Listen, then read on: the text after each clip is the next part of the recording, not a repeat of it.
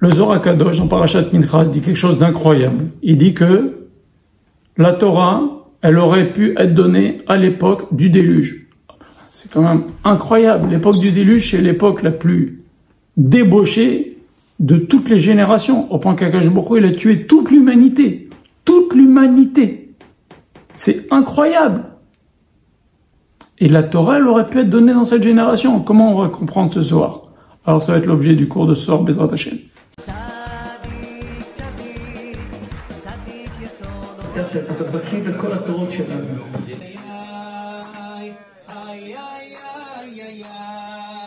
Beshem Hashem Naseh Benatzliach, on va faire ce cours pour Bezrat Hashem, la libération des otages, une bonne santé, pour la tzlacha des soldats de Tzahal, pour la réfoua chez les mains de tous les blessés de Ham Israël, et pour la consolation des gens qui sont peinés dans ce drame que le Ham Israël traverse. La Gemara, dans Masechet Chulin, en page 139, Amoud Bet, dit une chose très étrange, une question très étrange. Il nous dit, Moshe mina Torah minayin. Où est-ce que Moshe est marqué dans la Torah? Moshe Rabbeinu, il est omniprésent dans la Torah. À partir du moment de sa naissance dans Parashat Shemot jusqu'à Vezot Abracha, Moshe Rabbeinu est omniprésent, sauf dans Parashat Tetzavé. Qu'est-ce que c'est que cette question de la Gemara? Où Moshe Rabbeinu est marqué dans la Torah? Et voilà que la Gemara répond, elle nous dit, un verset dans Parashat Noach, quand Akadosh Baruch Hu dit à Noach, je ne détruirai pas les hommes après le déluge, je promets avec l'arc-en-ciel, je promets que je ne détruirai pas les hommes de nouveau, malgré que Béchégam ou Bassar, malgré que du fait qu'il est en chair, l'homme il est faible et faillible. Et la Gemara nous dit, là il est marqué Moshe Rabbeinu, Béchégam, Gematria Moshe. La Gemara, c'est très rare qu'elle cite des valeurs numériques, Gematria c'est une valeur numérique, pour prouver quelque chose. Elle nous dit, Moshe Rabbeinu, il est marqué dans la Torah, dans Parashat Noach, quand Akadosh Baruch Hu dit, Béchégam ou Bassar, lorsque l'homme, en fait, est en chair. Il est aussi en chair. Et c'est pour ça que je vais pas, il est faillible. Donc, en fait, la question de la Gemara, c'est, où Moshe Rabbeinu est marqué la première fois? Et la Gemara, elle nous trouve un verset dans Parashat Noach. Pourquoi ce verset dans Parashat Noach est lié à Moshe Rabbeinu, à part la Gematria? Quel rapport entre Moshe Rabbeinu et la Parashat Noach? Et on va voir ce qu'on va citer dans le Zohar Kadosh dans la suite du cours. Regardez ce que dit le livre, s'appelle Tzidkat HaTzadik de Rabbi Tzadok HaKohen de Lublin. Rabbi Shopinto, il rapporte beaucoup ce livre, c'est un livre, c'est un génie qui a été créé à peu près 150 ans, il y a 150 ans environ, de Rabbi Tzadok HaKohen. Il dit la chose suivante. Il dit que en fait, il y a, dans cette génération du déluge, vous le savez, leur faute principale, c'était la débauche, ok? Et c'est vrai que il y a eu ce qu'on appelle le Hamas, le vol forcé. Il y a deux sortes de vols. Il y a le type qui vient en cachette et qui pickpocket, ok? Et il y a le type qui vient, qui frappe quelqu'un et qui lui vole son sac à main. C'est deux formes de vol. C'était le vol avec agression, le vol de force. Maintenant, Rashi nous dit, Akadosh Baruch Hu, il a pris la Xéra une fois où les gens ont commencé à faire ce vol par force. Et c'est difficile à comprendre parce que le vol par force, c'est quand même beaucoup moins grave que les adultères, toutes les choses que je ne peux pas dire qu'on n'a pas le droit de dire, c'est illégal de le dire, mais toutes ces choses qui sont interdites par la Torah, toutes ces relations interdites par la Torah. Donc, ils faisaient tout. Ils allaient même avec des animaux, ils allaient, je peux pas dire parce que c'est interdit de le dire, mais ils faisaient tout, comme à Sodome et Gomorrhe. D'ailleurs, on va en parler maintenant. Ces gens-là, qui étaient tellement impurs, comment dire que le vol, c'est ça qui a fait qu'il y a eu la Xéra? Le vol, c'est beaucoup moins grave. Et donc, le Sefer HaShar, il donne la réponse, il dit, regardez d'ailleurs le Targum Onkelos, qui dit, le Hamas, ça veut dire Khatoufim, kidnappé. Ça donne à réfléchir. En tous les cas, qu'est-ce qu'il faisait? Kidnapper les femmes. C'est-à-dire que quand un type était marié, il venait lui kidnapper sa femme et il allait faire des bêtises avec sa femme. Et donc, ça reste encore dans le cadre de la débauche. Donc, ils étaient ultra débauchés. Il y avait cette débauche-là qui venait de quoi? La Torah nous le dit. Lève Ra Minorav. Le cœur de l'homme est Ra depuis la jeunesse. Et ça, c'est très important que la Torah nous précise. Akadosh Baruch Hu, il a dit, quand il a promis à Noach, il a dit, malgré, je ne redétruirai pas le monde, malgré que l'Evra Minorav, le cœur de l'homme, est mauvais depuis son Néorav, ça veut dire son adolescence. C'est-à-dire, qu'est-ce qu'on appelle Ra? Le premier qui est appelé Ra dans la Torah, c'est le fils de Yehuda. Il s'appelait Er. Er, Ra, c'est les mêmes lettres. Et son frère Onan. Les deux, qu'est-ce qu'ils faisaient?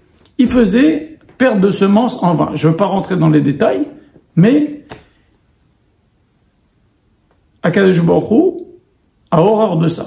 Et cette génération-là du déluge, ils étaient Ra depuis leur adolescence, et toute leur vie, ils étaient dans cette faute-là de perte de semences en vain, plus la débauche, plus avec les animaux, plus les hommes entre eux, etc., etc., etc., etc., etc. Voilà. Et donc, ce Ra-là, il est caractérisé par ce que je viens de vous expliquer. Ce perte de semences en vain et cette débauche qu'il y avait en très grande échelle à l'époque du déluge. Il y a même un midrash qui dit que Akadosh Baruch Hu a pris la décision de détruire le monde entier le jour où ils ont permis les mariages entre personnes du même sexe. Ça donne à réfléchir. En tous les cas, c'est ce que dit le midrash, c'est ce que dit nos textes. En tous les cas, les Ra Minorav, depuis leur plus jeune âge, ils ont une pulsion, les hommes, à faire des fautes sexuelles. C'est le plus grand Yetzer Hara qui existe chez les hommes. Il suffit d'ouvrir les yeux, de voir ce qui se passe dans le monde. Il y a que ça. Ok, les gens, ça tourne autour de ça. Et la seule façon de s'en sortir, c'est d'être attaché à la Torah, vouloir devenir un tzaddik, etc. C'est pas le sujet. En tous les cas, on va essayer maintenant d'expliquer comment cette génération aussi impure, elle aurait pu recevoir la Torah. Comment le Zohar peut dire une chose pareille? On voit que quand les Juifs étaient en Égypte, et ils ont cru en Hachem, et ils sont sortis, Akadosh Baruch Hu, il dit, je me rappelle, Chesed Neoraïr.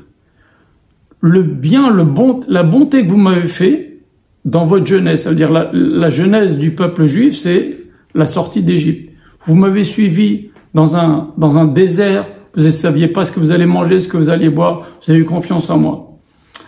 Donc on voit, Chatat Neorim, c'est la Shirvat Zera Levatala, c'est la débauche, tous les interdits, et Chesed Neoraïr, la confiance en Hachem, être attaché à Hachem. En fait, un Nahar, un adolescent, il a le choix entre mettre son cœur et sa Torah vers Akadosh Baruch Hu et se conduire comme les Juifs en Égypte, qui ont juré fidélité à Akadosh Baruch Hu et qui ont suivi Akadosh Baruch Hu sans réserve. Ils avaient peine de quoi, avec quelques matzot pour tenir quelques jours, et ils sont partis dans le désert, où ils ont le choix de suivre son cœur et le mal, et de faire Chatot Norim, et de faire la débauche, et faire aboutir à l'époque de Noach.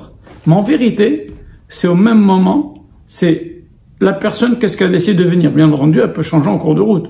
On a vu des tzadikim comme Yochanan Kohen Gadol, qui a fait des bêtises avec des femmes alors qu'il a été Kohen Gadol pendant 80 ans. On a vu le maître de Rabbi Meir Acher, la même chose, qui était un Tana, imaginez-vous le maître de Rabbi Meir. Et on a vu aussi des tas de gens qui étaient vautrés dans la faute, qui ont fait tchouva, comme Rabbi Elazar ben Dourdaya, etc., etc., etc. Donc, en fait, un homme, il a ce choix-là. Maintenant, c'est la même force. C'est où la personne met son cœur et son énergie. Dans l'impureté, dans le vice, ou dans la Torah et la tête dans la Kedusha.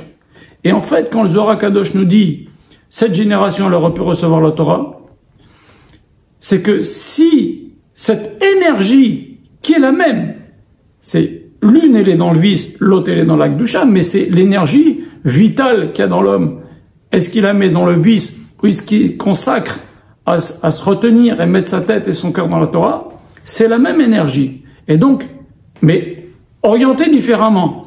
Et donc, c'est ça que veut nous dire le Zohar. Cette génération-là, si cette énergie-là, elle avait mis, comme la génération du désert, vers Akadosh Baruch Hu, mais c'est la même énergie qu'ils ont mis dans le mal, ils auraient pu recevoir la Torah. Et ils auraient même mérité que Moshe Rabbeinu soit venu dans cette génération. Moshe Rabbeinu, tu as été sauvé des eaux.